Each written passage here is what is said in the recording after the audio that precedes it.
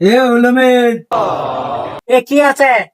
দরজা এমনি আটকে দেওয়া আছে, ধাক্কা দিয়ে খুলে ভেতরে আয়। আচ্ছা।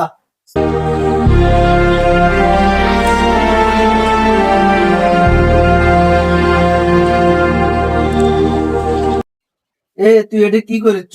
শীত শীত কুমা করে। আরে বন্ধু, এনা বাথরুম করলেন। হেই, ঘরের মধ্যে কেউ বাথরুম করে রে? কে বন্ধু? আমি তোর বাড়ি যাই, দেখি তুইও ঘরের মধ্যেই বাথরুম করি।